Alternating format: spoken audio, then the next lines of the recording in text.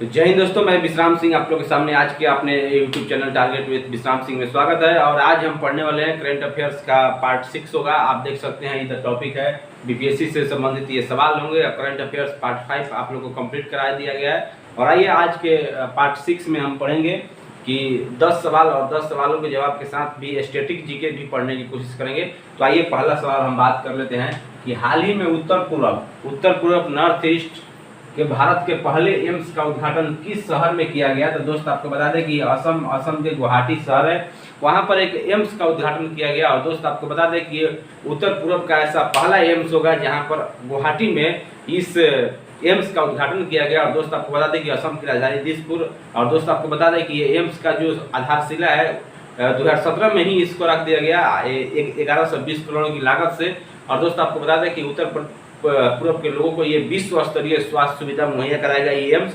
और इसके अलावा आपको बता दें कि 500 बेड वाला 3 मेडिकल कॉलेज भी दिसपुर में बनने जा रहा है। और दोस्त आपको बता दें कि वहाँ के जो चीफ मिनिस्टर है हेमंत बिस्व शर्मा है। और वहाँ का अभी हाल ही में हमारे राष्ट्रपति द्रौपदी मुर्मू जी ने गज उत्सव मनाया। और दोस्त आपको बता दें कि अभी हाल ही में प्रोजेक्ट टाइगर के तहत काजीरंगा नेशनल पार्क में भी इसका गज उत्सव मनाया गया था हमारे राष्ट्रपति द्रौपदी मुर्मू के द्वारा। तो इतना चीज़ आप याद रखिएगा। और एक और आप याद कर सकते हैं कि नागालैंड और असम के बीच में 51 साल के बाद कुछ ऐसे सीमा विवाद को भी सुलझा लिया गया है। तो ये चीज़ आप याद रखिएगा। और दूसरा सवाल दोस्त बात कर लेते हैं कि हाल ही में भारत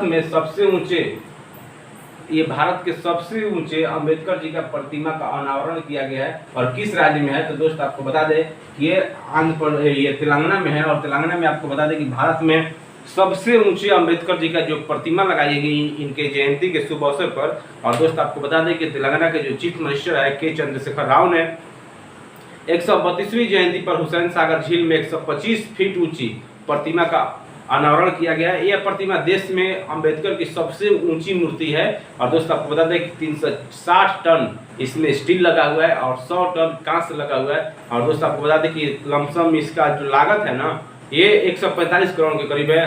और आपको बता दें कि अगर हैदराबाद से कुछ याद रख सकते हैं आप तो गोल्ड एटीएम, ब्लॉकचेन, और आप याद रख सकते हैं कि भारत का सबसे डाटा सेंटर वाला जो शहर है वो है हैदराबाद। और दोस्त आपको बता दें कि सब भारत का पहला डॉग पार्क भी हैदराबाद में बनाया गया। और हैदराबाद किस नदी के किनारे है। तो दोस्त आपको बता दें कि ये मूसी नदी के किनारे है हैदराबाद। और एक और वहाँ से याद रख सकते हैं कि जो रमप्पा टेम्पल है ना, यूनेस्को के 39वें रमप्पा टेम्पल को भी शामिल किया गया विश्व धरोहर में। और 40वां अगर बात करें तो धौलावीरा है। तो ये चीज़ आप याद, धौलावीरा कहाँ है तो गुजरात में है। तो ये चीज़ आप याद रखिएगा तेलंगाना से। और आप याद रख सकते हैं तेलंगाना के जो चीफ मिनिस्टर के चंद्रशेखर राव है। और आप याद रख सकते हैं। और फिर तीसरा सवाल दोस्त बात कर लेते हैं। तीसरा है हाल ही में भारत का 3D प्रिंटेड डाकघर कहाँ खुलेगा। तो ये बेंगलुरु में खुलेगा। दोस्त आपको बता दें कि साउथ इंडिया का एक शहर है बेंगलुरु। और बेंगलुरु आपको बता दें कि ये 3D प्रिंटेड वाला डाकघर का पहला ऐसा राज्य होगा जहां पर इस शहर होगा जहां पर 3D प्रिंटेड को खोला जाएगा। और ये किस बाजार में तो उत्सव बाजार में, बेंगलोर के एक उत्सव बाजार है वहां पर इस 3D प्रिंटेड को खोला जाएगा। और दोस्त आपको बता दें कि ट्रैफिक के मामले में ये बेंगलोर भी टॉप पर है। और दोस्त आपको बता दें कि कर्नाटक का जो राजधानी है तिरुवनंतपुरम है। और आप याद रख सकते हैं क्या, कर्नाटक में जो लोकसभा का सीट है ना वो 28 है और राज्यसभा 12 और विधानसभा 224।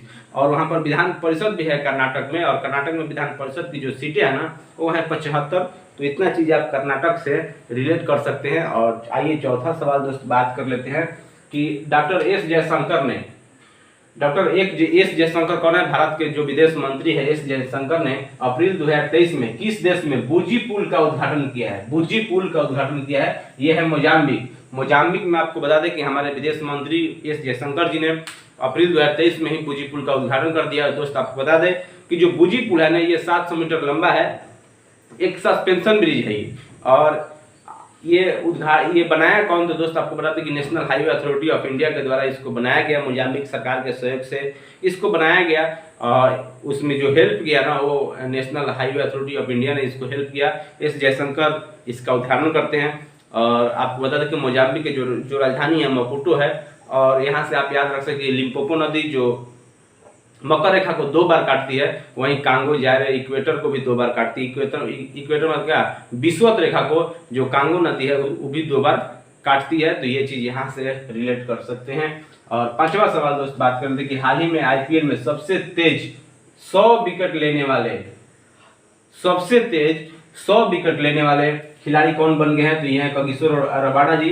और कागिसो रबाडा जी आईपीएल में सबसे तेज 100 विकेट लेने वाले ये खिलाड़ी बन चुके हैं। और दोस्त आपको बता दें कि ये इतिहास जो जिनका मिटाए हैं, लसित मलिंगा को भी पीछे छोड़ दिया इन्होंने। और दोस्त आपको बता दें कि ये पंजाब किंग और गुजरात टाइटंस के बीच जो मुकाबले हुए उसी में इन्होंने ये कीर्तिमान जो हासिल किया है, तो लसित मलिंगा को भी पीछे छोड़ चुके हैं ये रबाडा जी। तो ये चीज आप याद रखिएगा। और अभी आईपीएल जो चल रहा है 16वां संस्करण है। और दोस्तों आपको बता दें कि अभी हाल ही में स्टार्ट भी है आईपीएल।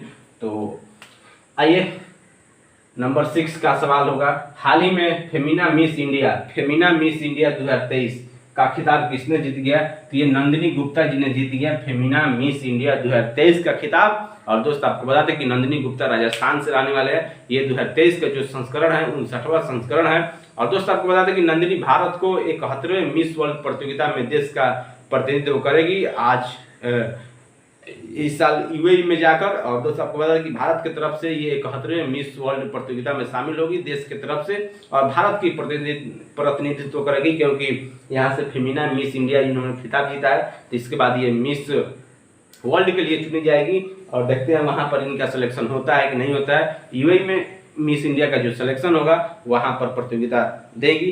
तो आइए नेक्स्ट सवाल पर बात कर लेते हैं। विश्व हीमोफीलिया दिवस कब मनाया जाता है? तो दोस्तों आपको बता दें कि ये 17 अप्रैल को मनाया जाता है विश्व हीमोफीलिया दिवस। और 17 अप्रैल को विश्व हीमोफीलिया दिवस मनाते हैं ताकि फ्रैंक रावल के जन्मदिन के सम्मान में, मतलब उनका उस दिन जन्म हुआ था, फ्रैंक रावल का जन्मदिन के सम्मान में ही इस हीमोफीलिया दिवस को मनाया जाता है, जिन्होंने वर्ल्ड फेडरेशन ऑफ हीमोफीलिया की जो अध्यक्षता की ना, इसी के उद्देश्य क्या है, हीमोफीलिया और रक्तस्राव के बारे में लोगों को ज़्यादा से ज़्यादा जागरूक बढ़ाना और लोगों को सतर्क होने के लिए बताना, जिससे हीमोफीलिया बहुत कम हो सके हमारे भारत के लोगों को, और लोगों के अंदर जो जागरूक थोड़ा कम है वो ज़्यादा से ज़्यादा हो सके। और अप्रैल की अगर बात करें दोस्तों, 14 अप्रैल को डॉक्टर भीमराव अम्बेडकर जी की जयंती मनाते हैं। ये चीज़ आप याद रखिएगा अप्रैल महीना से। और 8वां सवाल दोस्त बात कर लेते हैं कि हाल ही में भारत का टॉप व्यापार भागीदार देश कौन है? तो यह है यूएसए क्या है? संयुक्त राज्य अमेरिका। ये भारत के साथ अभी जो रिपोर्ट आई है, रिपोर्ट 2022-23 का रिपोर्ट क्या कहती है कि भारत के साथ ये टॉप व्यापार किया है। और इससे जो भी देश हैं कमी किए हैं, कम से कम कितना व्यापार है, तो दोनों देशों को मिलाकर अगर बता दें तो 128.55 बिलियन डॉलर का जो व्यापार हुआ है ना, ये हुआ है यूएसए के साथ। और दोस्त आपको बता दें और 7.65 की वृद्धि हुई है पिछले साल की अपेक्षा इस साल में। और चीन दूसरा स्थान पर है भारत के साथ व्यापार में, और पहला स्थान पर संयुक्त राज्य अमेरिका है। और भारत की अगर बात करें तो भारत के जो प्राइम मिनिस्टर है नरेंद्र दामोदर दास मोदी जी हैं, राष्ट्रपति द्रौपदी मुर्मू जी, भारत की जो जनसंख्या में अभी हाल ही में जो रिपोर्ट आई है, जनसंख्या में भारत दुनिया का पहला ऐसा देश हो चुका है, टॉप मोस्ट देश हो चुका है, दूसरे नंबर पर चीन चला गया। तो ये चीज आप याद रखिएगा।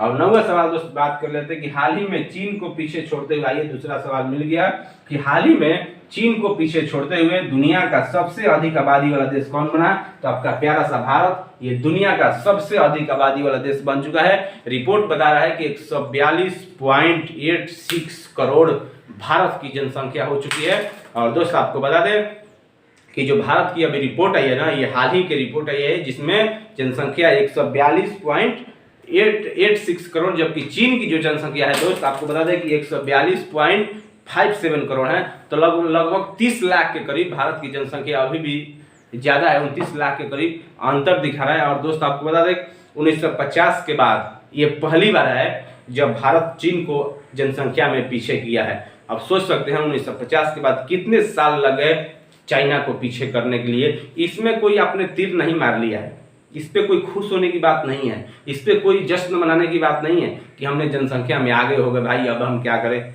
भाई ऐसा नहीं, कंट्रोल करो। जिंदगी में ब्रेक लेना बहुत जरूरी है, संसाधन सीमित है, और संसाधन को देखते हुए जनसंख्या बढ़ाना है। इसलिए सरकार से उम्मीद है कि सरकार भी कुछ नियोजन के लिए लाएगा कानून, जिससे जनसंख्या कंट्रोल में बना रहे। अगर इस रफ्तार से जनसंख्या भारत की बढ़ता रहे तो संसाधन कम हो जाएगा, लोग ऐसे ही मरेंगे। इसलिए इसमें खुश होने की जरूरत नहीं है दोस्त। और दोस्त आपको बता दें कि भारत में अभी जो रिपोर्ट आई है, जो 25% ऐसे जनसंख्या है जो 0 से 14 वर्ष के जो आयु है ना, ये 25% लोग हैं। वहीं अगर बता दें 10 से 15 वर्ष के जो बच्चे हैं आयु है वो 10% 18% जनसंख्या है। 10 से 24 साल के जो आदमी है ना, जो आयु के बच्चे हैं वो 26% हैं हमारे भारत में। 15 से 64 साल के जो बच्चे वो 68% और 7% जो जनसंख्या है ये 65 साल के ऊपर है। ये चीज आप याद रखिएगा। और आपको बता दें कि भारत में अगर पहली जनगणना की बात करें दोस्त तो 1872 में हुआ था, और लॉर्ड मेयो के काल में। और अगर जनगणना की बात करें तो जनगणना प्रत्येक 10 साल पर होता है। अगर नियमित जनगणना की बात करें तो 1881 में लॉर्ड रिपन के काल में हुआ था। और वहीं से आपको बता दें कि 10 साल पर ये कहा गया कि प्रत्येक 10 साल पर इस जनसंख्या को गिनती किया जाएगा। तो पहली जनसंख्या 1872, दूसरी नियमित जनसंख्या 1881 में हुआ। और जारीकर्ता कौन है तो संयुक्त राष्ट्र जनसंख्या कोष ये रिपोर्ट जारी किया है। भारत का ये जो रिपोर्ट दिखाया है, और चाइना दूसरे स्थान पर आ चुका है जनसंख्या के हिसाब से। तो ये चीज आप याद रखिएगा। और हाल ही में ये 10वां सवाल दोस्तों बात करें VVI सवाल कि हाल ही में लता दीनानाथ मंगेशकर पुरस्कार 2023 से किसे सम्मानित किया, तो ये आशा भोसले जी को सम्मानित किया गया। और आपको बता दें कि 2022 का जो सम्मान था लता दीनानाथ मंगेशकर, जो पहला पुरस्कार था वो भारत के प्रधानमंत्री नरेंद्र मोदी जी को मिला था। लता मंगेशकर 2022 का जो पुरस्कार था, पहला पुरस्कार नरेंद्र मोदी को, और 2023 का पुरस्कार आशा भोसले जी को मिला हुआ है। ये क्या है पुरस्कार, का देश और समाज के निस्वार्थ सेवा के लिए दिया जाता है। लता मंगेशकर जी का आपको बता दें कि ये 92 वर्ष की उम्र में 2022 में जो निधन हो गया था, उसके उपलक्ष्य में ही इस पुरस्कार को चालू किया गया था। और लता मंगेशकर को अगर बता दें कि स्वर कोकिला के नाम से जाना जाता है। इनको भारत रत्न 2001 में भी मिल चुका था। तो आप याद रख सकते हैं कि लता दीनानाथ मंगेशकर पुरस्कार सबसे पहले किसको मिला, तो नरेंद्र दामोदर दास मोदी को मिला, जो भारत के वर्तमान प्राइम मिनिस्टर है। और अगर दूसरे की बात करें तो आशा भोसले जी। तो ये चीज आप याद रखिएगा। और फिर मिलेंगे नेक्स्ट क्लास में। और वीडियो पसंद है तो लाइक कीजिए, शेयर कीजिए, सब्सक्राइब कीजिए। और फिर वीडियो में मिलेंगे पार्ट 7 में। तो आप बने रहिए। जय हिंद, जय भारत।